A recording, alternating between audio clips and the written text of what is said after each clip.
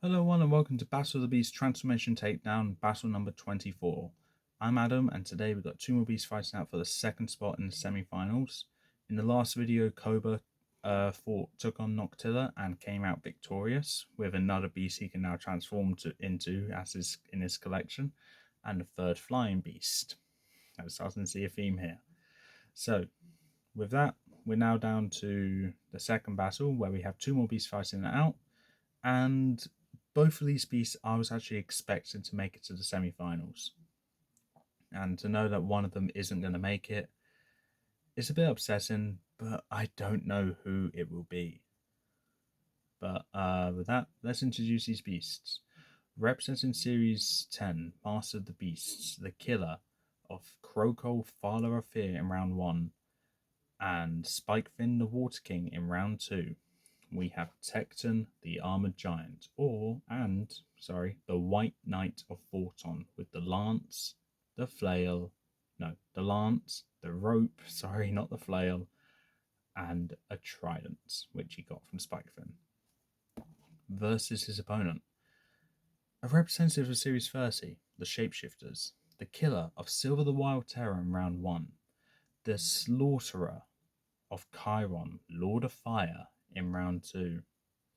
This beast has had some of the most violent kills under her belt, and quite frankly, will she come to a stop with this violent kills?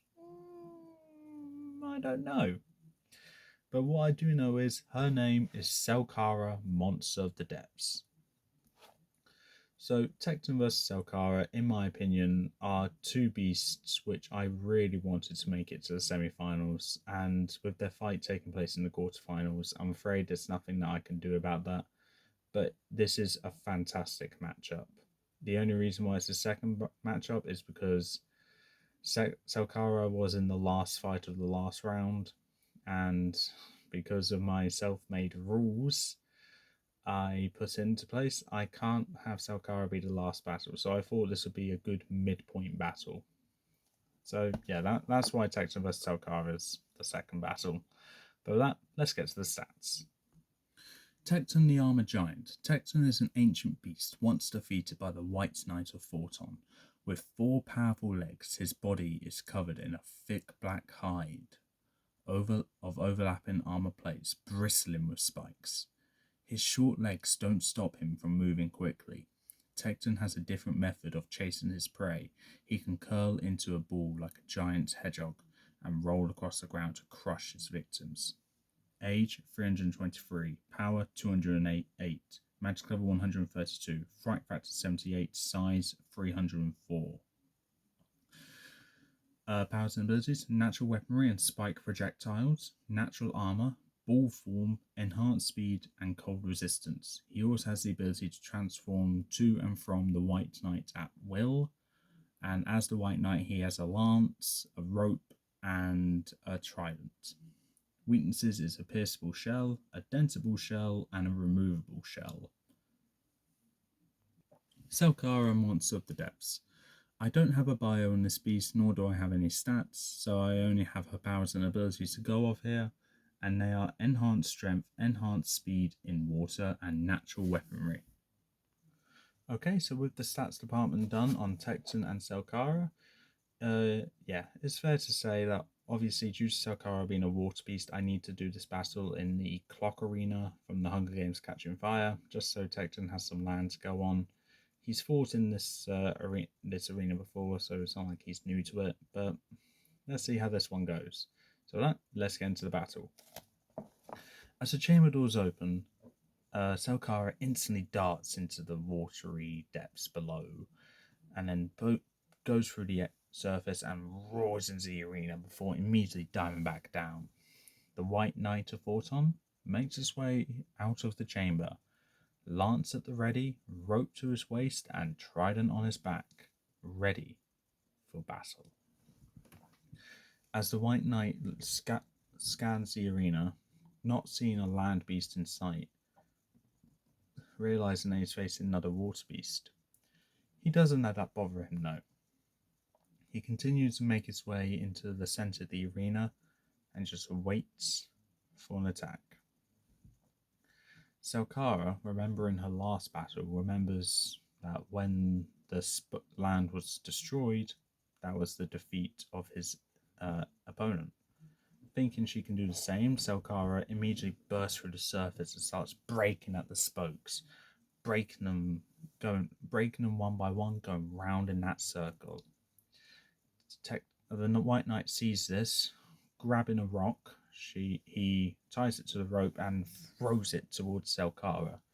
The rock wraps around Selkara's wrist, and the White Knight pulls on it, tightening it. Selkara feels jolted backwards by this, but not letting that stop her. She just pulls her arm forward. The knight loses balance and just digging his heels into the ground, realizing he's going to need a bit more strength to pull this beast in. He then changed into Tecton, keeping a firm grip on that rope by biting on it in his mouth, being careful not to snap it. He pulls on that rope. Selkara feels the more force pulling her towards the center, turns around and sees Tecton in all his glory. Selkara, not intimidated by this at all, uses her claws from one of her arms, slashes right through that rope, and charges right up towards Tecton, diving underwater and then immediately jumping out to be greeted by Tecton immediately swinging his tail and bashing Selkara with it. Almost like Tecton saw that coming. Selkara gets hit right in the face from the spike-like tail before falling back into the water. She regains herself, comes up through the surface, staring at Tecton, who only roars in aggression before swinging his tail towards her, sending spike projectiles. Selkara only lifts up one arm, covering her face as the spikes just bounce right off her arm. Laughing at this lack of pain that she got, she charged up towards Tecton again, and this time dives under the water, goes under the center island, turns around, bursts up from behind Tecton, and greets him head on before grabbing onto his face and start clawing her way up his body. Tecton shakes his head ferociously, his entire body trying to shake Selkara off, but Selkara, digging her claws into his shell, just makes her way along Tecton's back. Coming across the spines along his back, she just brushes them aside like they're nothing. Tecton sees Selkara's tail brush past his face. He turns his head and bites down onto it, yanking at it, trying to pull Selkara off him. He shakes his head vigorously, pulling at the tail. Selkara feels the pain, winces from it, but refusing to be outdone by the pain that she's causing, she stabs one of her claws into Tecton's shell, stabs another one into that same point, pulls it as hard as she can before using her other claws and other arms and stabs them right into that part of the shell as well, and pulls it wide open. Tecton realizes what she's doing, and with one good heave, he yanks Selkara right off of him.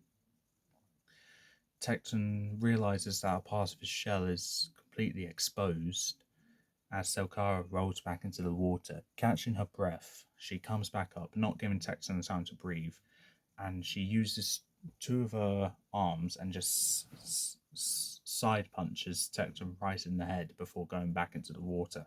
She laughs as she dives back in. Tecton reverts back to his night form, just to be a bit of a smaller target as Selkara charges up right towards the knight, jumps out of the water, seeing this small tiny knight before wrapping her arms around him, roaring in his face.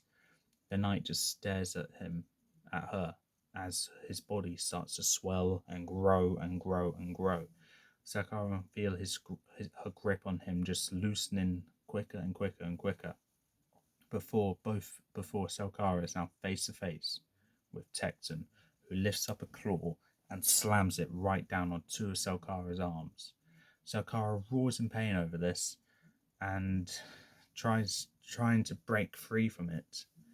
Tecton only roars in her face. Selkara, unimpressed by this at all, uses one of her one of her free arms and uses her claws and stabs it right into the top of Tecton's mouth. Tecton is roaring in pain over this, but Selkara only used that to opportunity and used her second arm on the same side of her body, stabs into the lower part of Tecton's mouth, and she pushes his mouth wide open, whilst using her tail to wrap around Tecton's wrist to try and lift his claws up. However, Tecton's overwhelming strength is more powerful than Selkara's and just pushing her arms further into the ground, breaking them. Tecton is roaring in pain over this and trying not to be outdone. He curls up into his ball form, dragging Selkara in with him. He then spins around in one spot continuously. Selkara trying not to lose concentration but feeling motion sickness from it.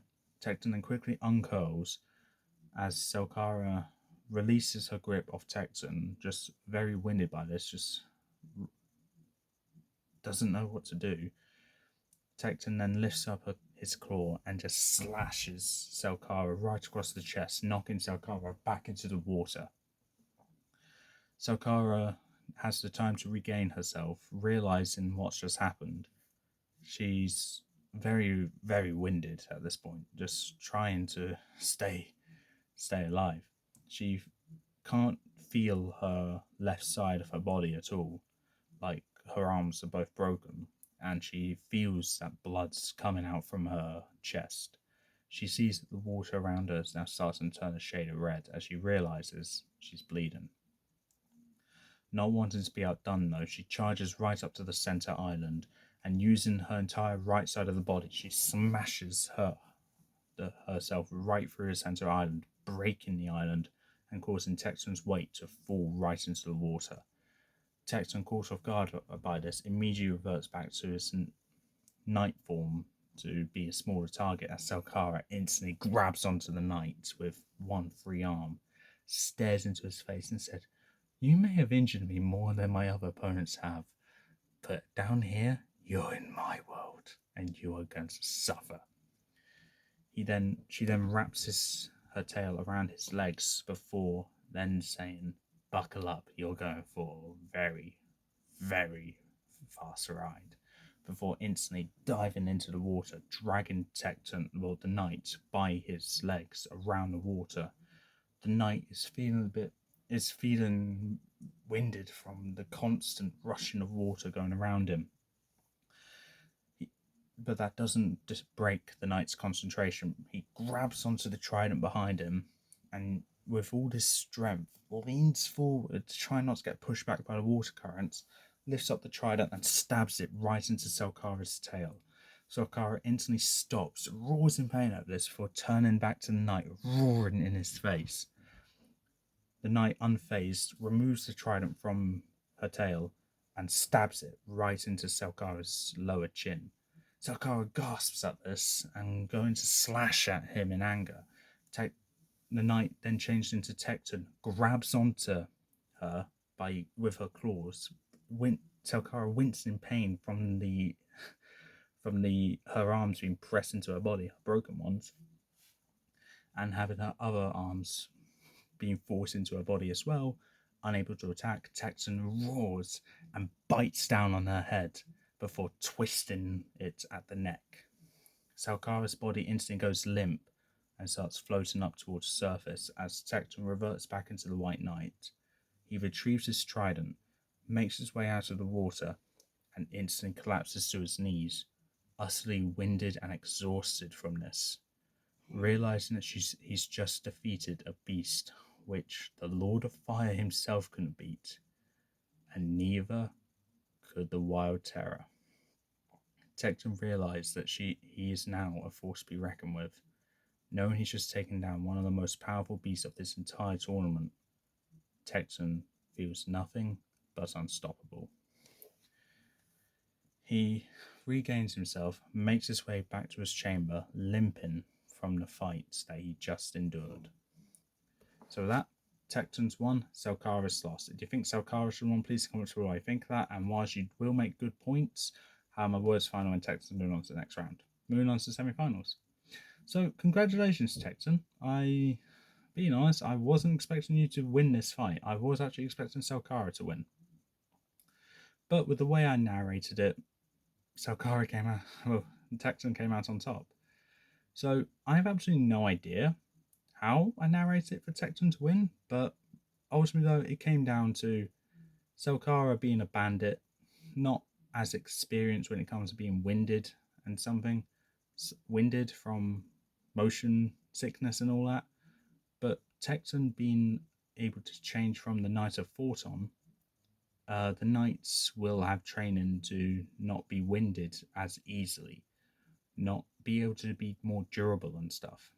And that is ultimately what kind of sealed Selkara's fate.